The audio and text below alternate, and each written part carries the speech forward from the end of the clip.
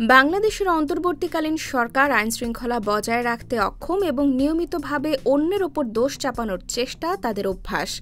তাদের জন্য ভালো হবে যদি তারা আত্ম-অনুসন্ধান করে এবং পার্বত্য চট্টগ্রামের সংখ্যালঘু সম্প্রদায়ের ওপর স্থানীয় উগ্রবাদীদের সহিংসতা, অগ্নিসংযোগ ও ভূমি দখলের কর্মকাণ্ডের পুঙ্খানুপুঙ্খ তদন্ত করে। সাপ্তাহিক ব্রিফিংয়ে সাংবাদিকদের প্রশ্নের জবাবে এই কথাগুলো বলেন ভারতের পররাষ্ট্র মন্ত্রণালয়ের মুখপাত্র রণধীর জয়সওয়াল।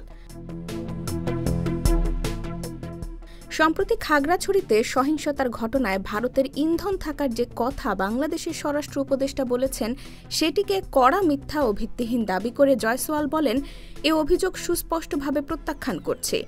গত 23 সেপ্টেম্বর রাতে খাগড়াছড়ির সদর উপজেলায় মারমা জাতিগোষ্ঠীর এক কিশোরীকে দল বেঁধে ধর্ষণের অভিযোগ ওঠে। এ ঘটনার পর থেকে বিক্ষোভ ও উত্তেজনা চলছিল পার্বত্য এ জেলায়। পরদিন 24 সেপ্টেম্বর এ ঘটনায় সেনাবাহিনীর সহায়তায় পুলিশ শয়নশীল নামের 19 বছর বয়সী এক তরুণকে গ্রেপ্তার করে।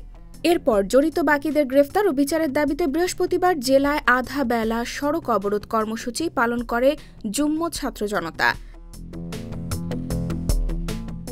এরপর 27 সেপ্টেম্বর ভোর 5টায় যুগ্ম ছাত্র জনতার ব্যানারে অবরোধ কর্মসূচি শুরু হয়। কর্মসূচির কারণে চট্টগ্রাম খাগড়াছড়ি রাঙ্গামাটি ও খাগড়াছড়ি সাজেক সড়কে যান চলাচল বন্ধ থাকে।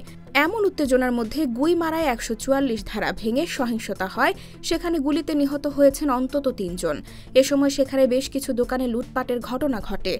পরে মারমা কিশোরীর স্বাস্থ্য পরীক্ষায় প্রতিবেদনে ধর্ষণের কোনো আলামত পাননি বলে জানিয়েছেন পরীক্ষায় নেতৃত্ব দেওয়া চিকিৎসক। এর মধ্যে 29 সেপ্টেম্বর ঢাকায় সাংবাদিকদের প্রশ্নে খাগড়াছড়িতে নতুন করে উত্তেজনা ছড়িয়ে পড়ার পেছনে ভারতের ইন্ধন থাকার অভিযোগ করেন স্বরাষ্ট্র উপদেষ্টা জাহাঙ্গীর আলম চৌধুরী।